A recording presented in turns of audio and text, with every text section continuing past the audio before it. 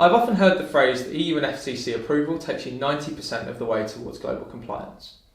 If your equipment passes EU and FCC testing, then from an engineering perspective, you could say that you are 90% of the way towards global compliance. To keep your global market access costs from spiralling out of control, however, it is vital to consider the remaining 10% right at the start of your product compliance planning in order to ensure you have a cost-effective and efficient approval strategy. International type approval, with the exception of some larger countries such as China, South Korea or Brazil, tend to be heavily based on EU and FCC test results. While the requirements for international radio type approval may not be as stringent as the EU or the US, there are many variations in regulation and process from country to country which can cause great problems and great additional costs for manufacturers, if this is not factored in during product compliance planning. Let's take a couple of examples of how global approval costs can spiral out of control. As a wireless headphone manufacturer, if you designate separate model numbers to each model in a pair of wireless earbuds, you are doubling your compliance costs for a number of countries worldwide where family approvals are not permitted. Similarly, if you assign separate regulatory model numbers to variants based upon the aesthetics of equipment or the material of equipment's external casing, then you will also run into trouble in countries where family approvals are not permitted. So what can be done here?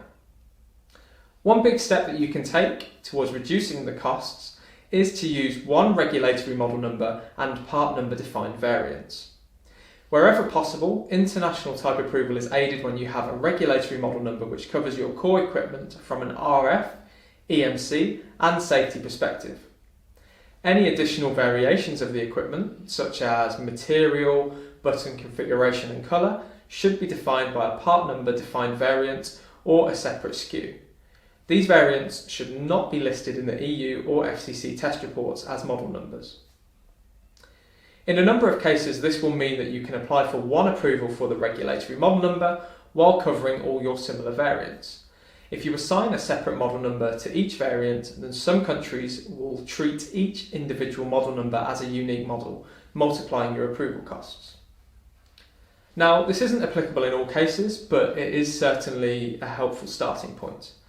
A strong understanding of global modular approval and also family approval requirements will also serve you well when you are looking at your global approval strategy. Our team here at Eleos Compliance have great experience working with manufacturers to efficiently reach their markets globally. We can dictate the best approval strategy and streamline regulatory testing requirements for your international approvals, whether you are bringing a number of similar products to market or undertaking a large rebranding effort.